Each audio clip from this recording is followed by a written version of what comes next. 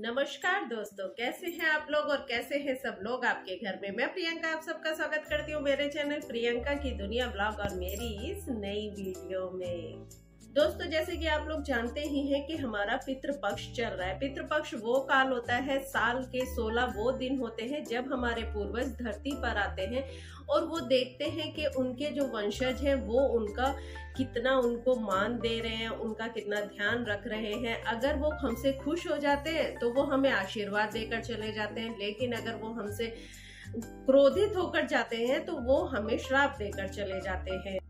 तो यहाँ पे आप इस बात का ध्यान रखिए कि अपने पूर्वजों को, अपने पितरों को हमेशा हमें प्रसन्न रखना है, वरना हमारे घर में इतनी सारी परेशानियां आ जाएगी कि आप किसी भी तरह से चाहे कितना पूजा पाठ कर ले, कितना भगवान को मना ले, लेकिन उन परेशानियों से पार नहीं पा सकते हैं।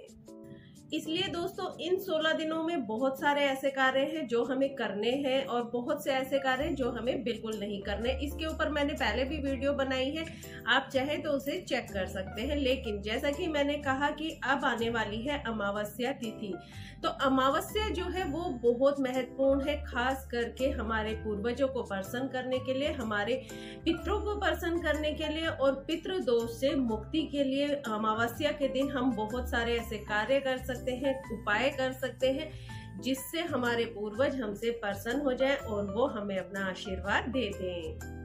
तो साल 2024 में सर्व पितृ अमावस्या का जो शुभारंभ होगा वो होगा 1 अक्टूबर मंगलवार के दिन रात को 9:39 से, और अमावस्या तिथि मान्य रहेगी 2 अक्टूबर को देर रात 12:18 तक।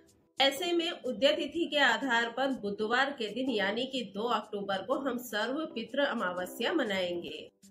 तो आज की इस वीडियो में हम बात करेंगे कि पितृ अमावस्या के दिन हमें कौन से कार्य करने चाहिए, कौन से कार्य हमें नहीं करने चाहिए, किन चीजों का हमें दान करना चाहिए और हमें उस दिन पूरा दिन क्या क्या करना है। क्योंकि अगर हमने अपने पितरों को मना लिया ना दोस्तों, तो हमारी बहुत सारी समस्याएं खुद ब खुद हल हो जाएंगी।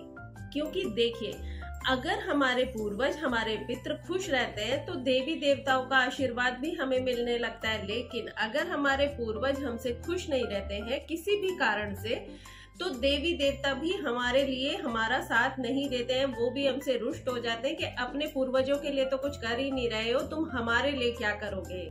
अगर मेरे कोई भी भाई बहन मेरे चैनल पर नए हैं तो वो चैनल को सब्सक्राइब जरूर कर ले और साथ में बेल आइकन को प्रेस कर दे, ताकि मेरी आगे आने वाली वीडियो के नोटिफिकेशन सबसे पहले पहुंच सके। और अगर आपको वीडियो थोड़ी भी अच्छी लगे तो आप एक लाइक जरूर कीजिएगा, आपकी लाइक से बहुत हिम्मत मिलती है मुझे। और साथ ही कमेंट में अपने पूर्वजों का, अपने पितरों का नाम लेकर कमेंट में हर हर महादेव जरूर लिखिएगा। आपके पितरों की आशीर्वाद, उनकी अनुकंपा आपको हमेशा मिलती रहेगी। तो अब बात करते हैं कि सर्व पितृ अमावस्या के दिन आपको क्या करना है। तो सबसे पहले, जैसा कि पहले भी बताया मैंने कि जो हमें पितृ पक्ष में करना है वो ये कि सूर्य उदय से पूर्व हमें उठना है, पूरे घर की अच्छे से साफ सफाई करनी है और अपने घर के मुख्य द्वार को बहुत अच्छे से साफ करना है।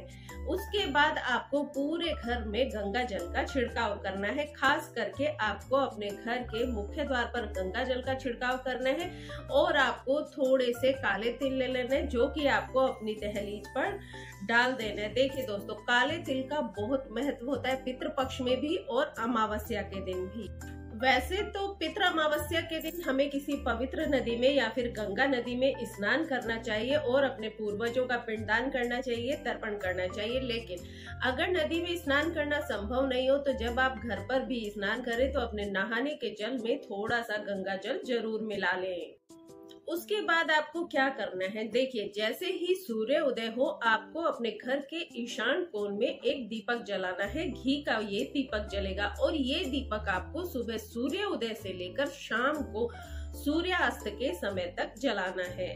जब आप इस दीपक को जलाएं तो आप अपने हाथ में पहले थोड़ा सा दाहिने हाथ में जल ले लें और फिर अपना नाम बोलें और फिर अपना गोत्र बोलें और जिस स्थान पर आप रहते हैं उस स्थान का नाम लें और फिर इस जल को आप उस दीपक के चारों तरफ छोड़ दें। और उसके बाद आप प्रार्थना करें कि मेरे पितरों को सद्गति मिले और उनका आशीर्वाद हमारे ऊपर हमेशा बना रहे।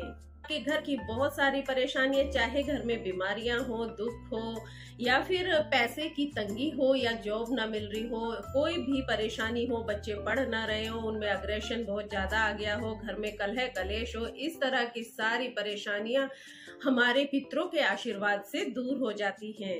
और ये जो दीपक आपने जलाया है, इसमें आप थोड़ा सा केसर, 1 या 2 दाने केसर के और 2 लौंग और थोड़े से काले तिल भी डाल दीजिएगा। इससे माता लक्ष्मी की कृपा भी आपके ऊपर बनने लगेगी। उसके बाद आपको पहले उगते हुए सूर्य को जल देना है। तांबे के लोटे में आपको जल देना है, उसमें थोड़ा सा काले तिल डाल लेने हैं और 5 लाल फूल डालकर आपको सूर्य को जल देना है। उसके बाद आपको दक्षिण दिशा की तरफ मुख करके अपने पितरों को ध्यान करते हुए, अपने पूर्वजों का ध्यान करते हुए आपको जल देना है। आपको उसमें भी तांबे का लोटा लेना है, उसमें काले तिल डालने हैं और थोड़े से जौ डालने हैं। इसके बाद इस जल को आप अपने पूर्वजों का ध्यान करते हुए दक्षिण दिशा में दे दें। और इसके बाद आपको एक आसन बिछा लेना है और अपने पूर्वजों का ध्यान करते हुए तुलसी की माला लेनी है। और पहले आप तुलसी की माला पर अच्छे से गंगा जल छिड़क लीजिए, उसको पवित्र कर लीजिए ताकि उसमें अच्छी पॉजिटिव एनर्जी आ जाए। और उसके बाद आप इस तुलसी की माला से 108 बार गायत्री मंत्र का जाप करें और अपने पूर्वजों का ध्यान करें।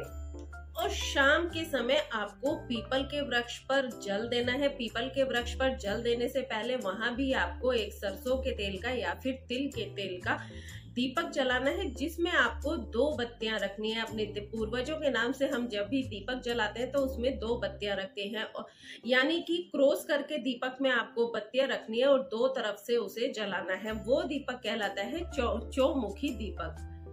इस दीपक को आपको जलाना है। इसमें भी आपको थोड़े से काले तिल डाल देने हैं। और इस दीपक को जलाने के बाद आपको पीपल के वृक्ष पर जल अर्पित करना है। आप जो जल पीपल के वृक्ष पर अर्पित करेंगे उसमें आप थोड़ा सा दूध डाल लीजिए, जौ डाल लीजिए और काले तिल डाल लीजिए और अपने पूर्वजों का ध्यान करते हुए और ये बोलते हुए कि मेरे पूर्वजों को सद्गति मिले, उनका आशीर्वाद मुझे मिलता रहे, मेरे परिवार को मिलता रहे, तो ऐसा बोलते हुए आप पीपल के वृक्ष पर जल अर्पित कर दें।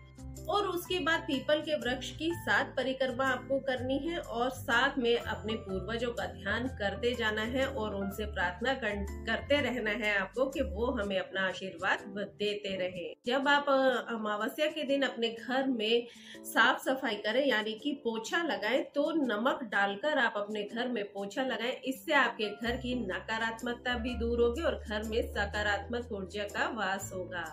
सर्व पितृ अमावस्या के दिन अगर आपके घर पर कोई भिखारी आता है या कोई भी व्यक्ति आता है तो उसको आपको बहुत आदर मान देना है। उनको अपने घर पर, अगर आपके जानने वाले हैं तो उनको अच्छे से आदर से अपने घर बुलाइए, उनकी अच्छे से आवभगत कीजिए। और अगर कोई भिखारी या कोई मांगने वाला आपके घर पर आता है तो कभी भी उसे दुत्कारे नहीं, उसे खाली हाथ ना लौटाएं, उसको कुछ ना कुछ दान दक्षिणा अवश्य दें। जो भी दक्षिणा आप उस दिन देंगे वो आपको 1000 गुना होकर वापस मिलेगी। अमावस्या के दिन अपने घर में शांति बनाए रखें, लड़ाई झगड़ा ना करें, क्योंकि हमारे पूर्वज भी ये देखते हैं कि मेरे वंशज जो है वो किस तरह से इस धरती पर रह रहे हैं। अगर वो हमें लड़ते हुए देखेंगे, गुस्सा करते हुए देखेंगे तो वो बाहर से बाहर ही वापस चले जाएंगे। तो उस दिन अपने घर का माहौल बहुत ही खुशनुमा रखें।